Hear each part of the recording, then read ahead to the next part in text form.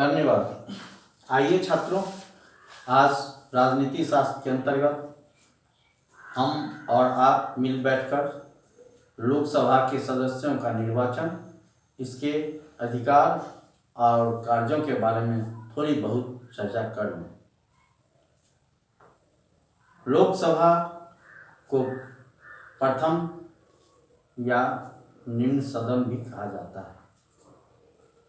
इसे हम house of people के नाम से भी जानते हैं। चूँकि लोकसभा सदस्यों का निर्वाचन जनता के द्वारा होता है, इसलिए इसे हम जनता का प्रतिनिधित्व सदन भी कहते हैं।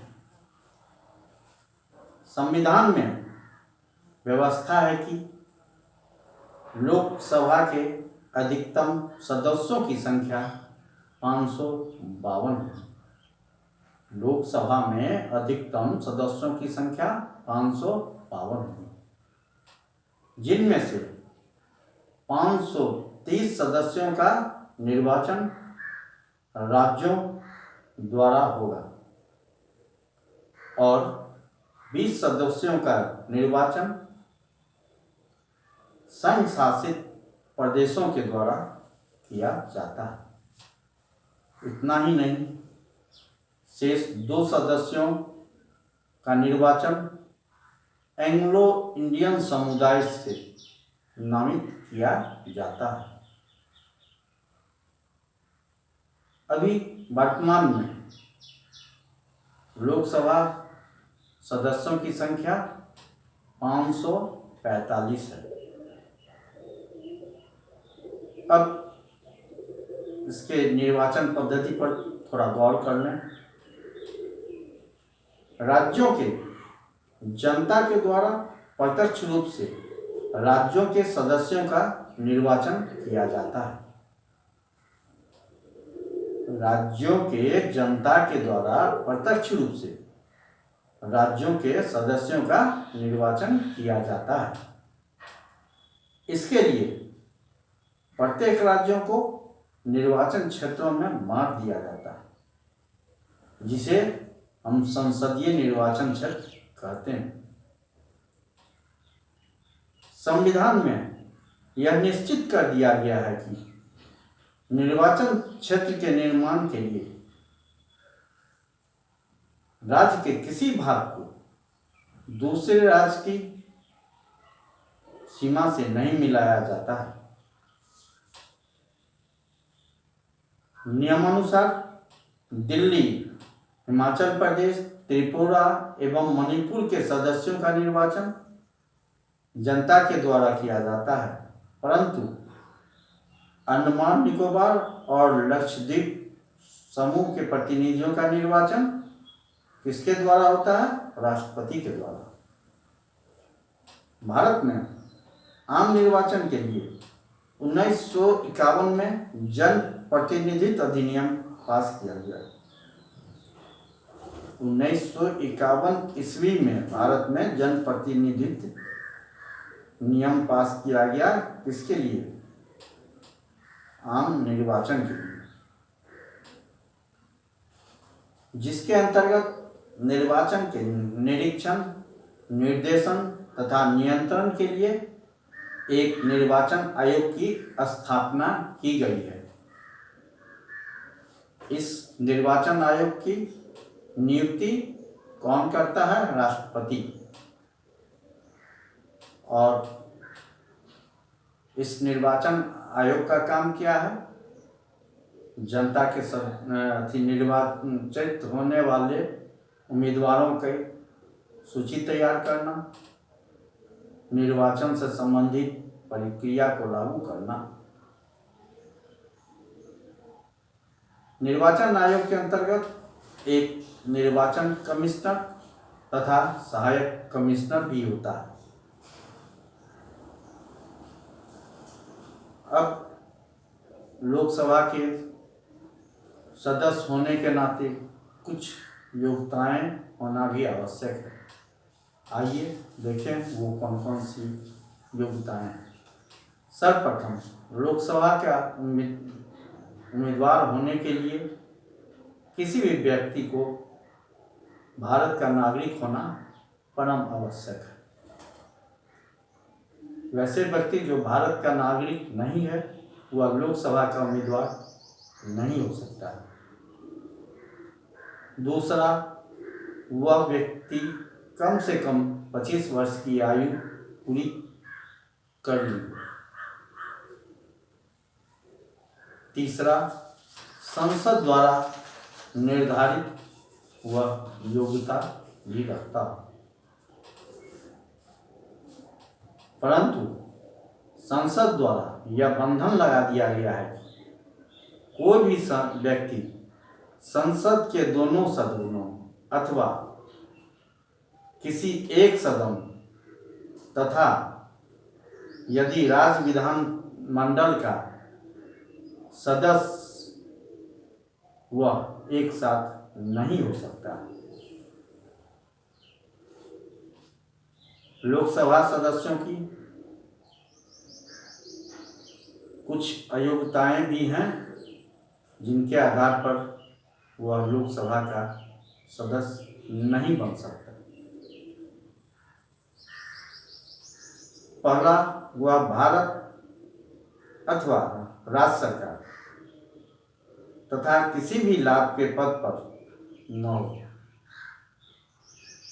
ऐसा कोई भी लाभ के पद पर वह नहीं हो जो भारत सरकार अथवा राज्य सरकार का अंतर्गत आता है। परंतु मंत्री पद तथा अन्य पद इसका अपवाद है। दूसरा, वह व्यक्ति किसी न्यायालय द्वारा पागल साबित न किया गया। तीसरा, वह व्यक्ति दिवालिया न हो। चौथा, संसद द्वारा निर्गत किसी विधि द्वारा वह अयोग्य साबित न हो। पांचवा, वह किसी सरकारी नौकरी से भ्रष्टाचार के आधार पर निष्कासित न किया गया। अगर इतनी बातें उनमें है तो वो लोकसभा सदस्य उम्मीदवार कोई भी व्यक्ति नहीं हो सकता। यदि कोई व्यक्ति लोकसभा का सदस्य बन भी जाता है, किसी व्यक्ति में इस प्रकार का अगर अवगुण पाया जाता है, इस प्रकार का अयोग्यता पाया जाता है, तो ऐसी स्थिति में वह लोकसभा का सदस्य नहीं रह पाता है। इसके अलावा लोकसभा का सदस्य चुने जाने के बाद भी सदन की कार्यवाही से अगर वह 60 दिनों तक लगातार अनुपस्थित रहता है तो ऐसी स्थिति में उसकी सदस्यता समाप्त हो जाती है। ये तो हुआ लोकसभा सदस्यों का निर्वाचन किस प्रकार हो और निर्वाचित होने के लिए क्या योग्यताएं। अब प्रश्न उठता है कि एक बार लोकसभा सदस्य हो जाने के बाद कितने दिनों तक वह लोकसभा का सदस्य रह सकता है, उसका कार्यकाल कितने दिनों का होगा। तो लोकसभा के सदस्यों का कार्यकाल 5 वर्षों के लिए होता है। 5 वर्ष तक वह लोकसभा का सदस्य बना रह सकता है। पुनः दूसरी बार जब निर्वाचन होता है और वह पुनः उम्मीदवार बनकर जनता के द्वारा चुनकर आता है तो पुनः वह 5 साल अगले 5 साल के लिए लोकसभा का सदस्य बन सकता है। जब कोई व्यक्ति लोकसभा का सदस्य बन जाता है तो उसके कुछ अधिकार और कार्य भी होते हैं। आइए देखें कौन कौन से उसके अधिकार और कार्य। सर्वप्रथम हम इसके व्यवस्थापिका संबंधी कार्यों की चर्चा करेंगे। संसद को कानून बनाने का अधिकार प्राप्त होता है। लोकसभा, राज्यसभा तथा राष्ट्रपति ये तीनों मिलकर संसद में कानून का निर्माण करते हैं। प्रत्येक विधेयक को दोनों सदनों का अनुमोदन, दोनों सदनों अर्थात लोकसभा और राज्यसभा से, तो प्रत्येक विधेयक को दोनों सदनों का अनुमोदन तथा राष्ट्रपति की स्वीकृति आवश्यक होती है। वैसे विधेयक जो अद्वितीय विधेयक कहलाते हैं उसको लोकसभा के दोनों सदनों में से किसी भी सदन में पेश किया जा सकता है तथा उसे दोनों सदनों से अलग अलग पारित किया जाता है।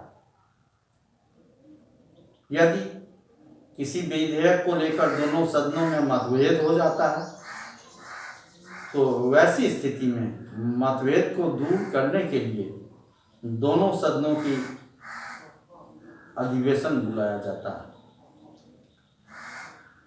इस बैठक में साधारण बहुमत के द्वारा विवादित विषय को निष्पादित किया जाता है। चूंकि लोकसभा की सदस्य संख्या राज्यसभा की सदस्य संख्या के आधे से अधिक होती है, इसलिए इस संयुक्त बैठक में अंतिम निर्णय किसका होता है? लोकसभा का ही होता है। अब व्यवस्थापिका संबंधी कार्य के बाद इसके कुछ वित्तीय अधिकार आते हैं। आइए उस पर गौर फरमाते हैं। धन विधेयक को लोकसभा में ही स्थापित किया जाता है। लोकसभा में जब धन विधेयक स्थापित किया जाता है और लोकसभा से पारित हो जाने के बाद वह राज्यसभा में जाता है, परंतु राज्यसभा को 14 दिन के अंदर ही विधेयक को अपनी सिफारिश के साथ वापस लोकसभा में भेजा जाता है। अगर 14 दिन के अंदर वह विधेयक को लोकसभा में वापस नहीं भेजता है तो ऐसी स्थिति में वह धन विधेयक पारित समझा जाता है।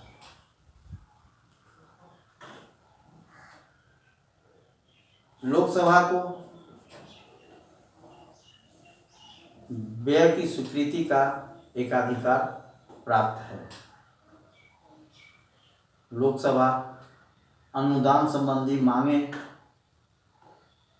को जो होता है वह केवल लोकसभा में ही रखा जा सकता है।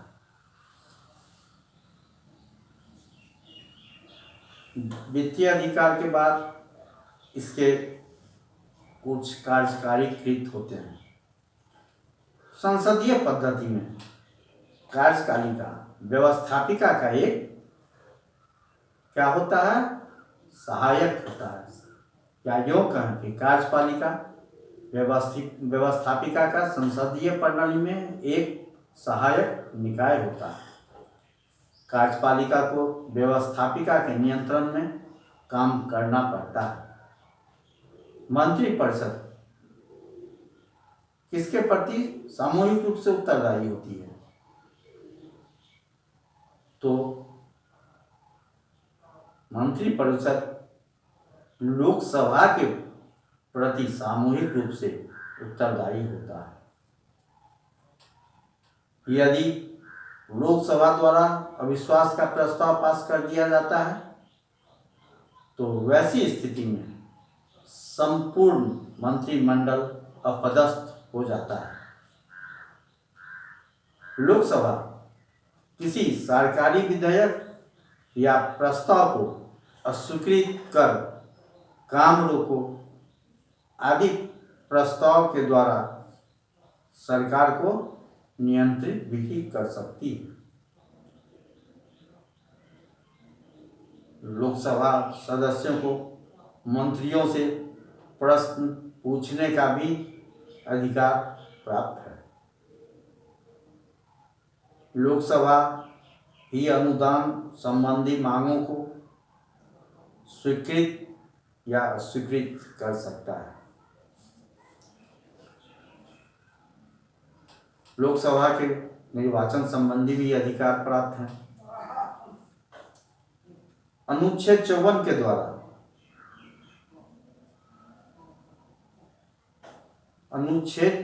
के द्वारा संसद को निर्वाचन संबंधी अधिकार दिए गए हैं।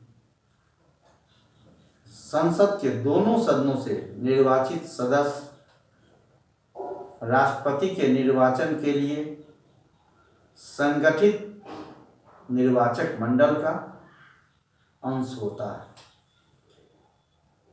इतना ही नहीं, वह सदन के दोनों सदनों के संयुक्त अधिवेशन में उपराष्ट्रपति का भी निर्वाचन करता है।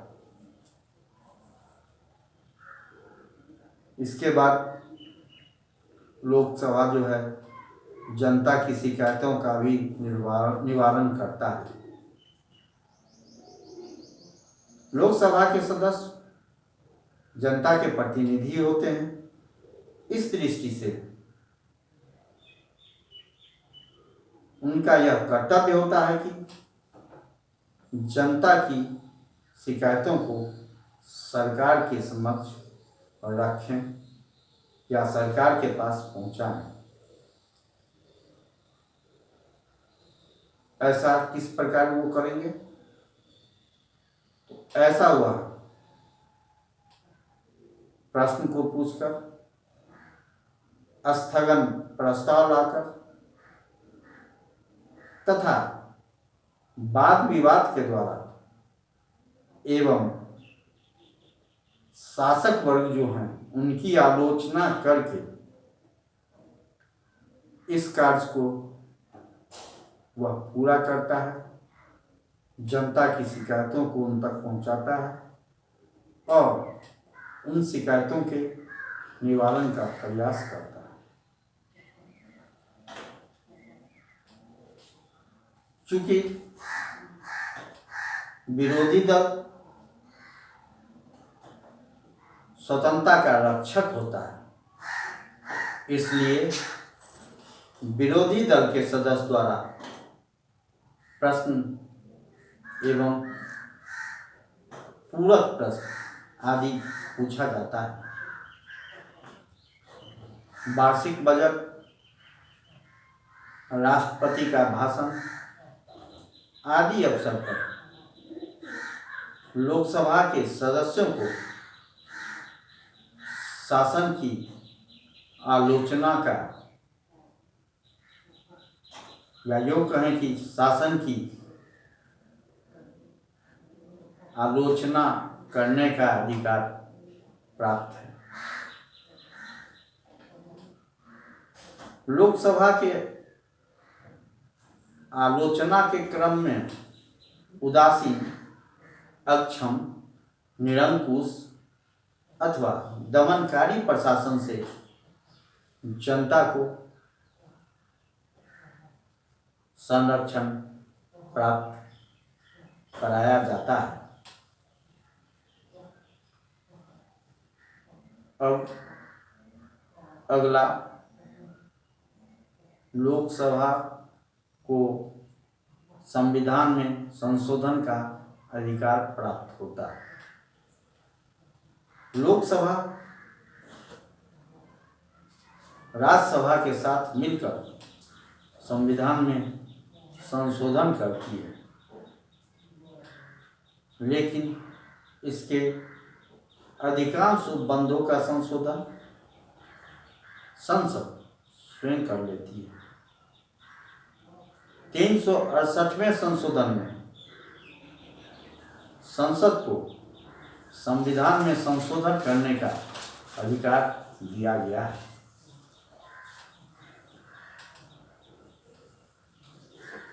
उपरोक्त सारे अधिकार और कार्यों का संक्षिप्त में विवरण के बाद इनके कुछ और भी अधिकार हैं जिन्हें हम विविध अधिकार कह सकते हैं।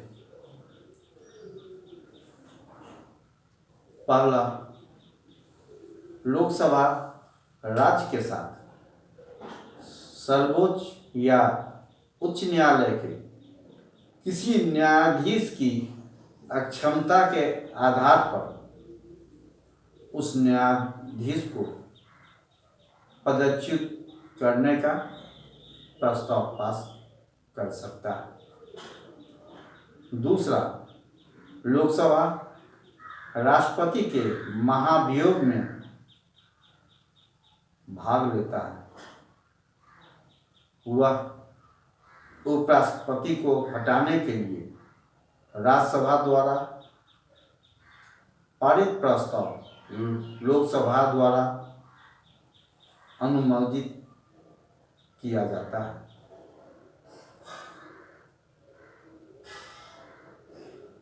तीसरा, राष्ट्रपति द्वारा घोषित संकटकालीन उद्घोषणा एक निश्चित अवधि से अधिक दिनों तक लागू रखने के लिए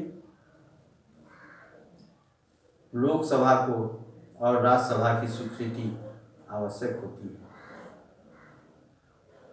अर्थात कहने का तात्पर्य यह कि जब देश पर संकट काल हो, आपातकाल हो, तो जितने दिनों तक के लिए आपातकाल होता है उसकी एक निश्चित अवधि बीत जाने के बाद उसे जारी रखने के लिए लोकसभा और राज्यसभा की स्वीकृति आवश्यक होती है। इन सभी अधिकारों और कार्यों के बारे में संक्षिप्त चर्चा करने के बाद हम निष्कर्ष तौर पर यह कह सकते हैं कि लोकसभा लोक भावना का दर्पण एवं शिक्षक होता है। लोकसभा लोकप्रिय भावना का दर्पण एवं शिक्षक होता है। ऐसा इनके अधिकार और कार्यों के बारे में चर्चा कर हम निष्कर्ष के रूप में कह सकते हैं। लोक निर्माण विधि निर्माण के क्षेत्र में लोकसभा सर्वोपरि है तथा वित्त पर भी लोकसभा का पूर्ण नियंत्रण रहता है। करोड़ों लोगों के प्रतिनिधि के रूप में लोकसभा उनका प्रवक्ता एवं उनके हितों का संरक्षक होता है।